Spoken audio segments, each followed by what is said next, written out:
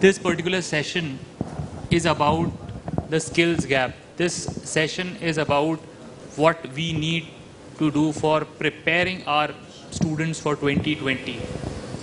So where are we lacking? This session will discuss what are the lacuna in the education sector and how can we bridge the gap.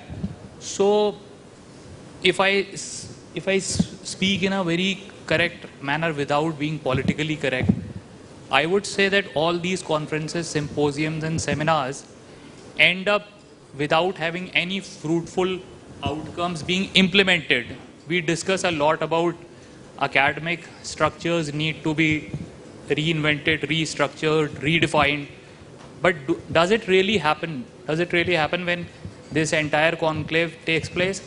Then we don't see what we had discussed and what were the positive outcomes that could have been implemented on our academic institutions. A few things, because I come from academic setup, then I later on joined the media industry. A few things which bothers me as an academic, a person from the academic setup, is that there are few forces which are driving the education sector. Be it rankings, be it research, or be it the whole API game.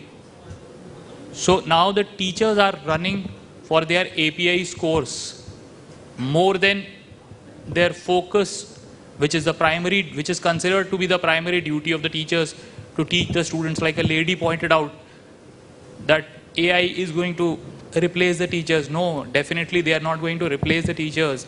The age-old Guru Shishya Parampara is going to be there.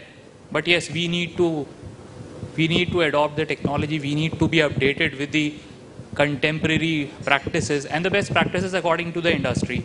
So without making any other nuisance about it, I would like to start the session with very first of my panelists, Mr.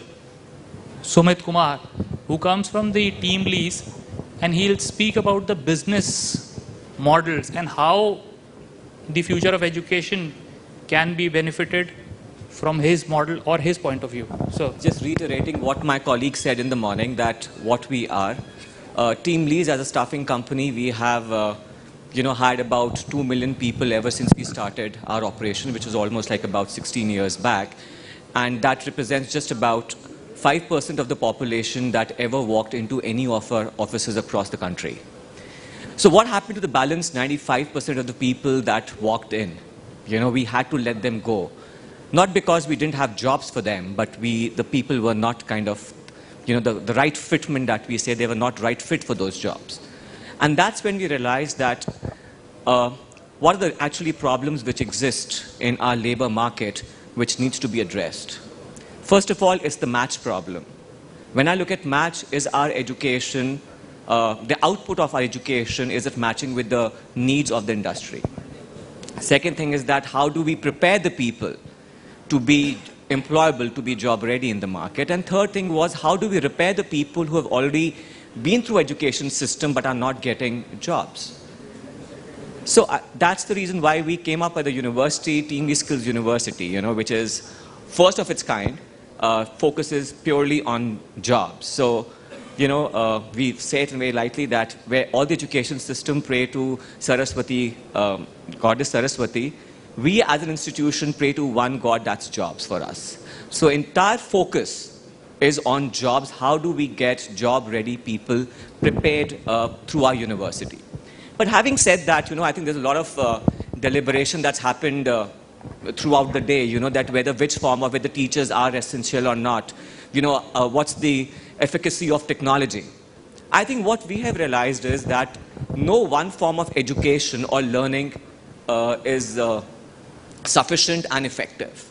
I mean, whether you look at our classroom sessions, I think some of the reports very clearly suggest that how employable those people have been. And just to refer some of the reports, like an ACER report which got launched earlier in the year, and also the World Bank report on learning, which largely focuses on the outcome. That whether our classrooms have been outcome focused or not. Unfortunately, they haven't been, I think much have been said about the quality of our trainers and on the infrastructure and the pedagogy. So whether the question whether teachers will be replaced, no. They cannot be. But do we have sufficient quality trainers or the teachers which can prepare the people to be job ready? Unfortunately, none as of now, Even the pedagogy that we've used all the while, well, as somebody again mentioned that the blackboards have been replaced by the whiteboards, but how effective have been the whiteboards been, So each form of education on learning isn't sufficient anymore. I think what we need to look at is the blended form of learning. Now, blend, so far what blend has been that, let's look at a combination of a classroom and an online. I think always we've heard about, I think the blend also talks about, 80% of the classroom and 20% of the online. If you look at just the online aspect of it, somebody also mentioned that MOOCs isn't been that successful. I think the adoptability rate has just been about 3%. If you look at just about apprenticeship, which also comes about, which is also kind of physical classroom or the real classroom where people tend to acquire skills, again not sufficient because they do get a hands-on experience, but they're not conceptually sound. So then what is the blend that we're looking at, I mean, is each form is kind of sufficient? No. Can we look at a blend which could be in a form of classroom, or it could be an on-the-job? Could it be an online with a classroom and an on-the-job? So I think that's something which is very essential, that if we have to change the entire landscape of learning, I would not say education, but I would say learning, then we need to change the recipe or the ingredients of the recipe. And at what concoction that has to be, I think that's something which needs to be relooked and redefined at this point of time. Because today what employers are looking for is not just somebody who is conceptually sound, but also somebody who has an, like a work, I would say, on-the-job exposure kind of a thing. And hence we feel that an apprenticeship linked with either an online or a classroom training is definitely what something that really can, we can prepare the people for the futures of today and tomorrow. So let me come to Dr. Raghav Prakash, who is also from the academics. He is the director of Parikshar Group of Institution, and let me ask him a very valid question which all of us keep hearing everywhere, and ever since the conclave has started from the morning, the question remains the same, that how to make the students employable. Because as soon as they complete their degree, they are jobless because of lack of skills, like you spoke about employability. So where is the possible angle in terms of pedagogy where this bridge can be filled? वकार साहब, मेरे लिए मैं 48 वर्ष से पढ़ा रहा हूँ. I am 70 now. लगभग 50,000 स्टूडेंट्स को पढ़ाया मैंने, और आज भी रोज़ लगभग 4, 5, 6, 7 घंटे पढ़ाता हूँ. इस एक्सपीरियंस के आधार पे मैं आपको कहना चाहता हूँ कि जो शिक्षा की जो मूल आत्मा है वह है शिक्षण पद्धति है. एजुकेशन रिलेशनशिप है, सोसाइटी इज रिलेशनशिप, और उसमें शिक्षक और विद्यार्थी का रिश्ता क्या होना चाहिए, यही एजुकेशन के डेवलपमेंट की मूल बात है. हम लोग डेमोक्रेसी में जी रहे हैं. हजारों वर्षों की अधिनायकवाद से मुक्ति चाहिए हमने, केवल झंडा कौन फहराएगा लाल किले पर इसलिए नहीं, क्योंकि डेमोक्रेसी केवल पॉलिटिकल सिस्टम नहीं है, वो एक जीवन पद्धति है. और उसी जीवन पद्धति का हिस्सा हमारी शिक्षा पद्धति होती है. हमें शिक्षा के प्रश्न को केवल एम्प्लॉयबिलिटी से नहीं जोड़ना चाहिए, बहुत व्यापक प्रश्न है. ये जीवन जीने का प्रश्न है. जो ऑथोरिटेरियन सिस्टम है उसमें एक व्यक्ति निर्णय लगता है और बाकी लोग फॉलो करते हैं, और पूरी दुनिया पिछले हजारों वर्षों से ये काम करती आई. लेकिन पिछले 150-200 वर्षों में हमने दुनिया में एक परिवर्तन किया और हम लोकतंत्र की ओर गए.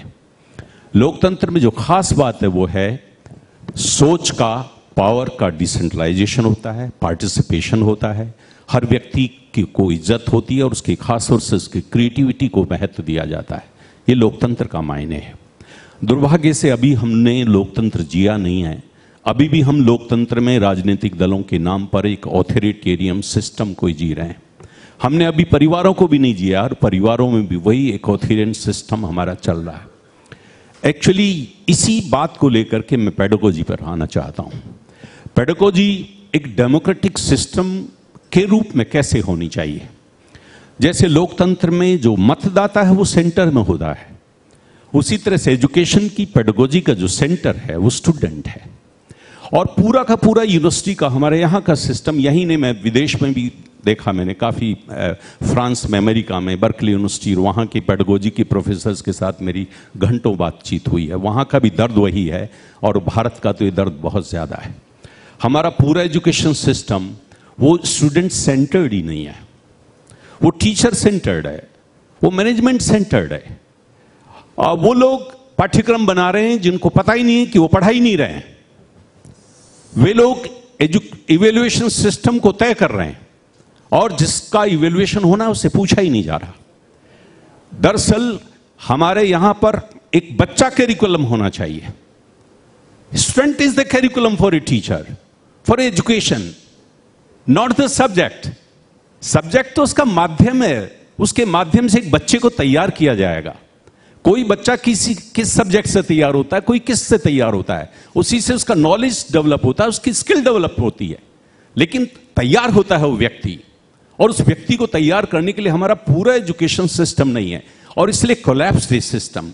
इसका कोलैप्स देखिए, मैं आलोचना नहीं कर रहा, सब जानते हैं आप लोग कितनी ताबड़तोड़ मेहनत, सपने, संघर्ष और सुसाइड के बाद हम कई लाख लोगों में से कुछ हजार लोगों को आईआईटी में पहुंचाते हैं, और उस आईआईटी में से बीटेक करने के बाद 60% आईआईटी बच्चा ये सोचता है कि मुझे इंजीनियरिंग नहीं करनी। आईआईएम्स में पहुंचते हैं और आईआईएम्स के बाद में बच्चा पहुंचता है मुझे मैनेजमेंट नहीं करना। हमने बच्चे को कहां उस प्रोसेस में जिंदा रखा है, उसको इन्वॉल्व कहां किया, उसकी क्रिएटिविटी का हमने उसको आनंद कहां दिया। केवल आपने अपनी चीजें उस पर थोपी हैं और उससे उसकी भीतर की क्रिएटिविटी को जोड़ने का एक प्रयत्न नहीं किया। यह हमारे एजुकेशन का पूरा फ्लोर सिस्टम है। मैंने परिष्कार कॉलेज जो है 12 वर्ष से मैं काम कर रहा हूं उसमें, और खास तौर से वहां पर कोशिश यही की है कि स्टूडेंट के पास जाकर के पूरी पेडागोजी को कैसे विकसित किया जाए।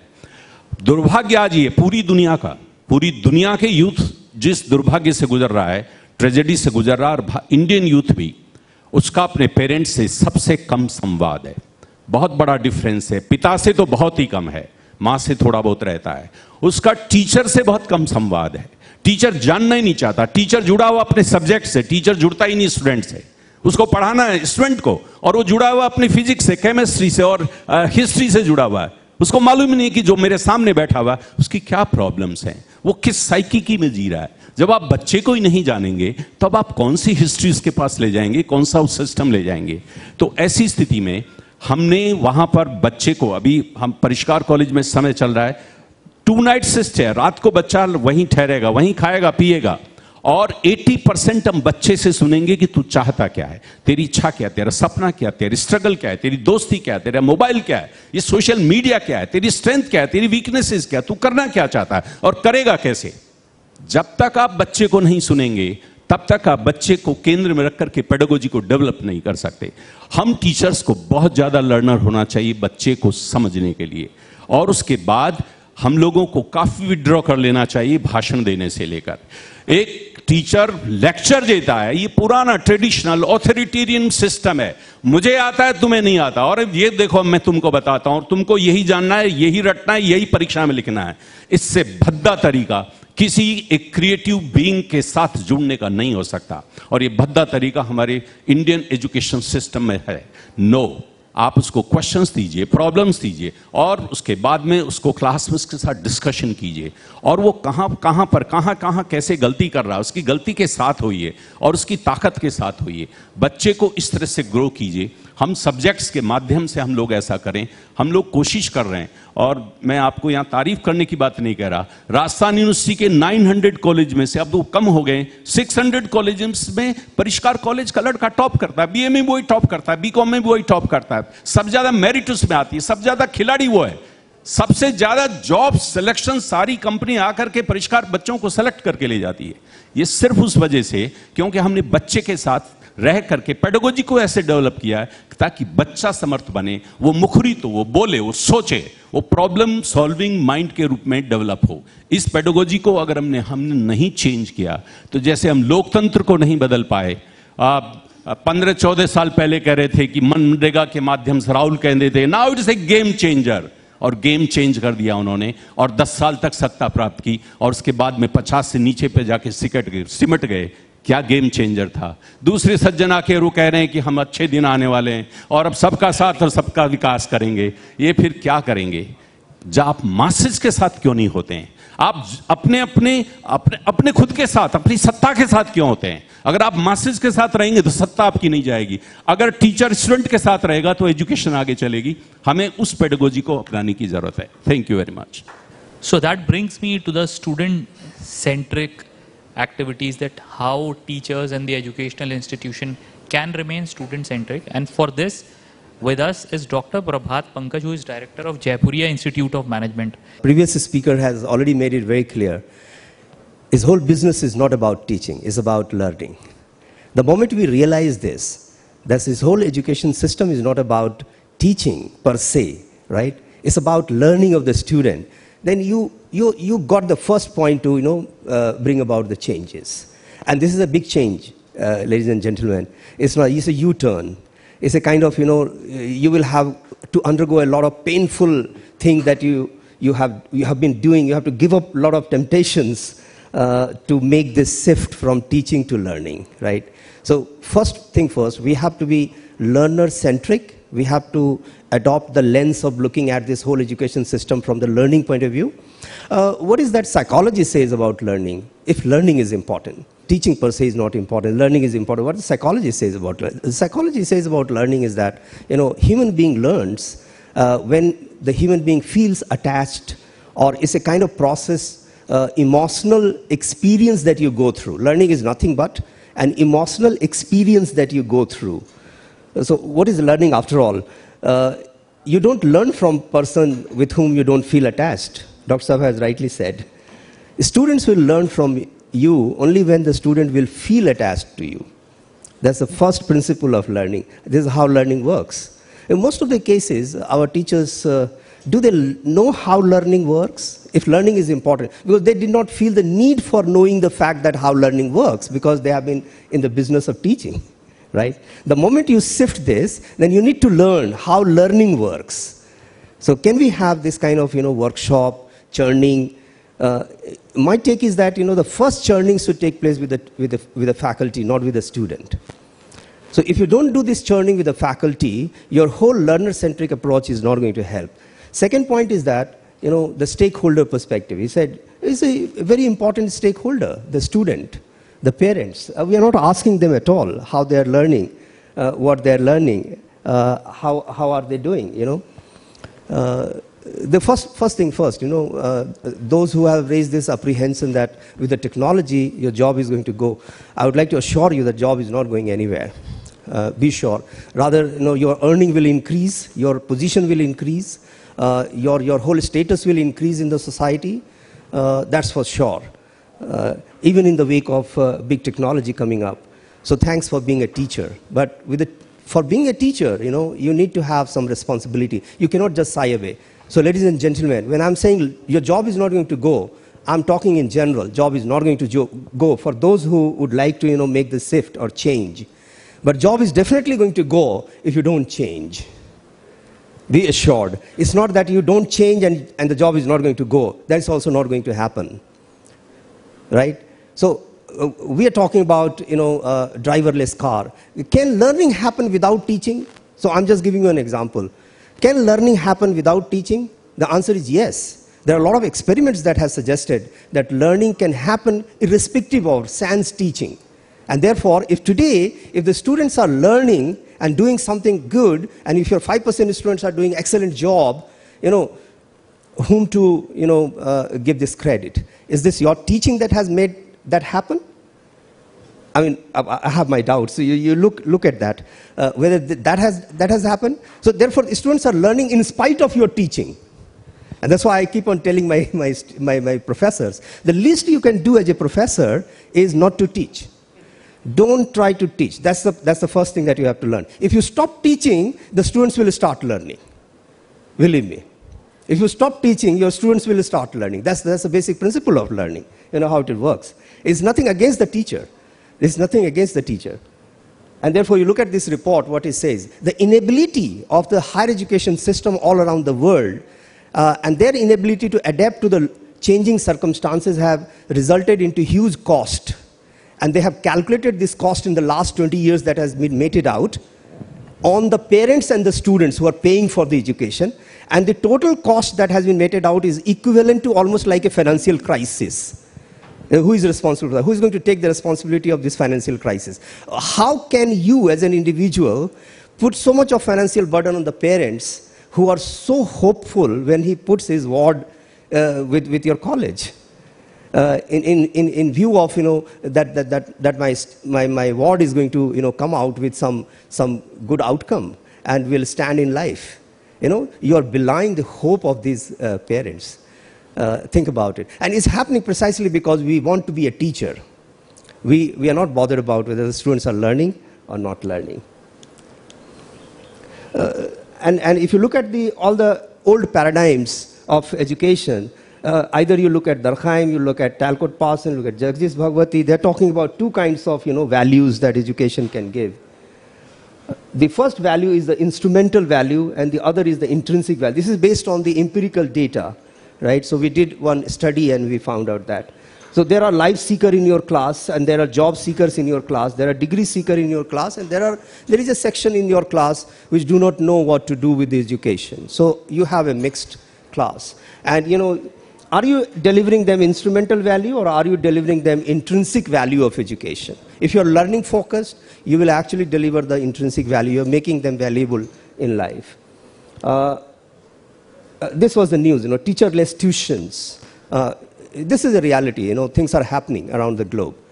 The hole-in-the-wall experiment is a very famous experiment, which actually proved the point that learning can happen without teaching, right? So it can happen. But having said this, technology is not going to take your job if you really change your mindset. And the moment you become learning focused. So the learning gap is, getting enrolled is no guarantee that the students are learning, right? So are the students paying for, the parents paying for your teaching, or are the students are paying for the learning that your student is getting from you? So that's the question. And the next question I would like to ask, are you being paid for the number of hours that you give in the institution? Or are you being paid for the learning that you give to the student? Think about it. Which should be the criteria to fix your pay? And I'm afraid if the second criteria you used for fixing the pay, then what will happen to this pay scale? I don't know, right? So we need to think about. Is this the equation of education that we want to happen in India? Classes, textbook, lecture, examination, degree, that the question mark can be replaced by a degree, and then you say it's education. So somebody advised, the advisor of Prime Minister long back, Mr. Rao, he said to the Prime Minister, and it's recorded in one of the papers, he said, "Sir, in India, we do not have an education system. What we have is an examination system." Right? So if you have an examination system, you can afford to be a teacher. But if you have an education system, you need to change. Because education system is not actually can be driven by a typical teacher in the classroom or teaching obsession. You cannot just carry on with that. And therefore, you need to blend the learning. The previous speaker has rightly pointed out, you need to blend the learning. If students are not learning the way you teach, you need to teach the way they want to learn. That's the thing. So you have to have a lot of innovations in pedagogy. So I'm going to be a little fast. And I realized this in my life very early, that when you are a teacher, when you are a student, somebody should have to invoke in you the teacher which is lying within me. And when you are a teacher, then you need to invoke the student inside you, right? So that's the clue of change. That's how you change. So you have a teacher in a student, and you have a student in a teacher. If you can invoke that, 50% of the job can be over, right? I'm skipping this one. And therefore, what are the goals? In teacher-centered, you delivered the lesson. And in student-centered, you enable the student to learn the lesson. So that's the basic difference, right? In teacher-centered, you're a sage on the stage, right? You're a sage on the stage. And on student-centered, you're the guide by the side.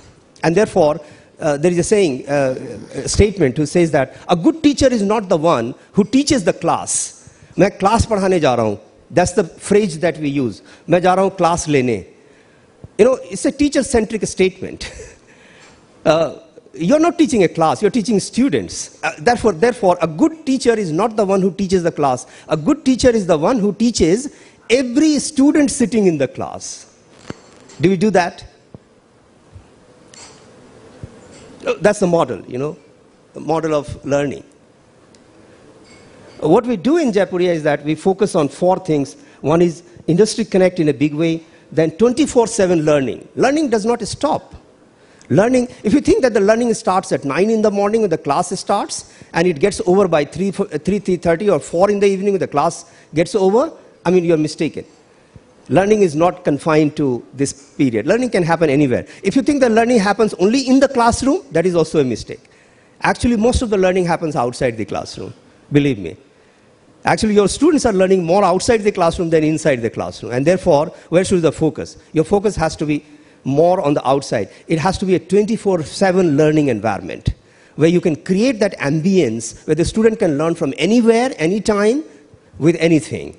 So that kind of environment. And technology is an enabler. You have to do that. The third pillar is very interesting, which we have experimented, is called the beyond classroom learning.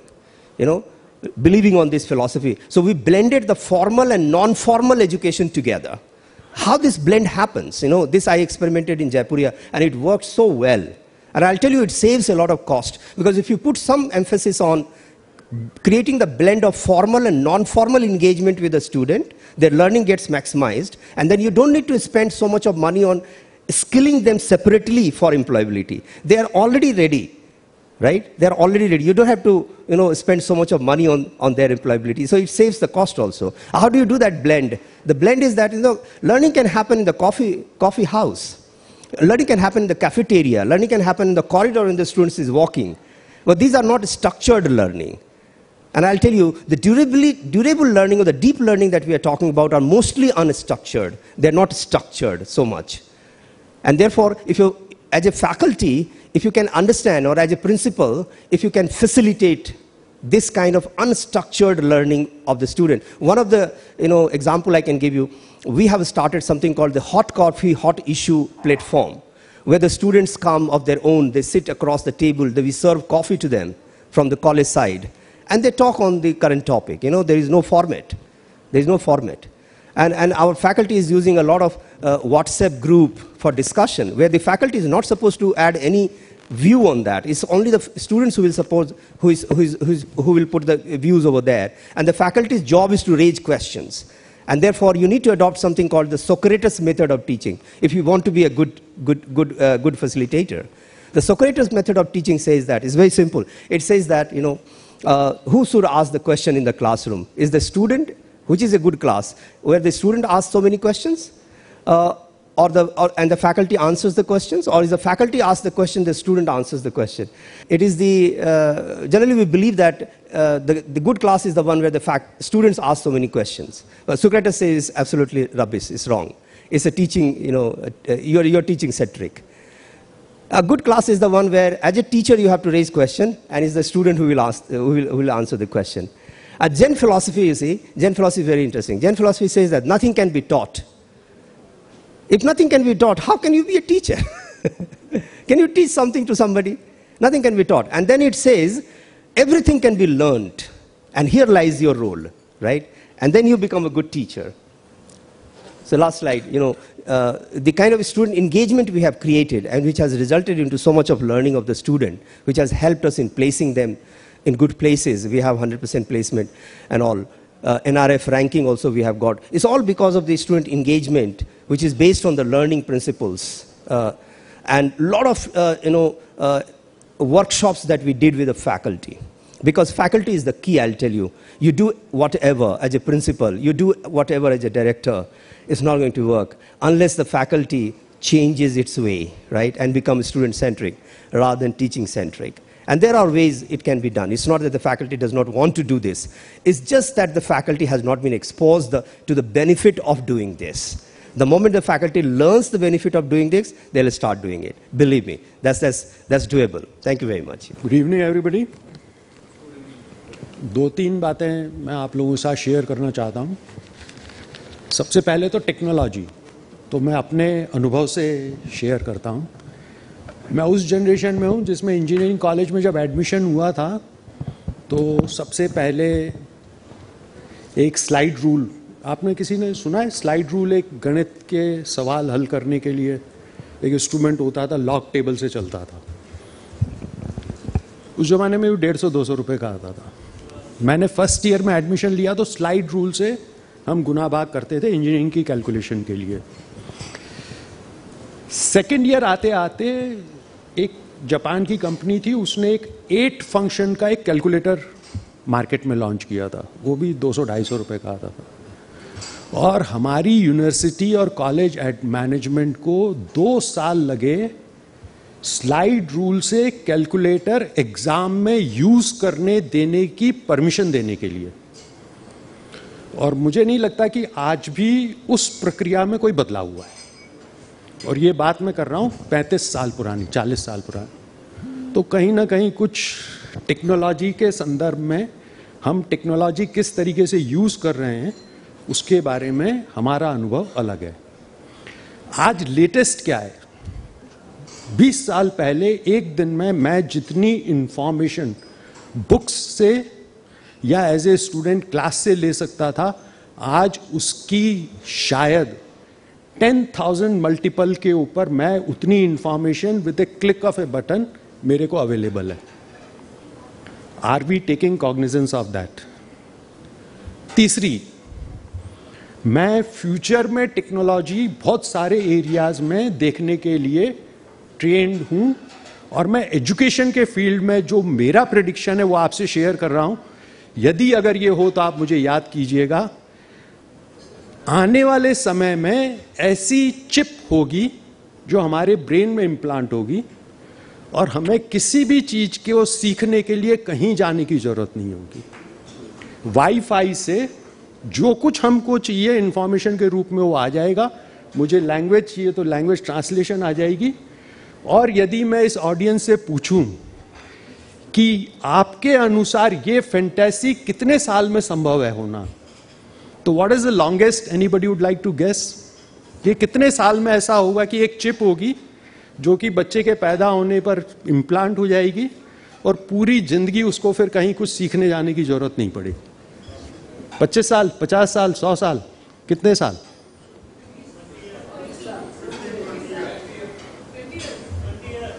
यही skill gap का जवाब है future का.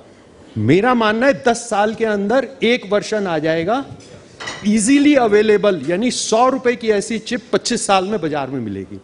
कितने रुपए की? 100 रुपए की. तो आप सोच सकते हैं कि हम किस दिशा में जा रहे हैं, कहां जा रहे हैं. चलिए, ये तो एक पार्ट हुआ टेक्नोलॉजी का. हमारी एज ए इंस्टीट्यूशन हमारी एक्सपीरियंस है, बहुत सारी एजुकेशन को यदि देखें तो बहुत बड़ा वो है, ओशियन है, उसमें हर चीज को एक साथ एड्रेस किया जाना संभव नहीं है. हमारी फाउंडेशन ने bottom of the pyramid in terms of society के अंदर वो लोग जो सबसे कम पढ़े लिखे हैं या फर्स्ट जनरेशन एजुकेशन एक्वायर कर रहे हैं.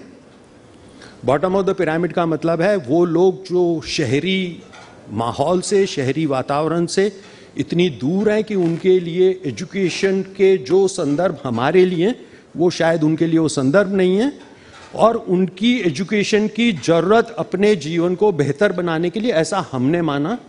और उसमें employment, employability and incremental income, ये 3 एस्पेक्ट के ऊपर हमने करीब 20 साल से काम किया.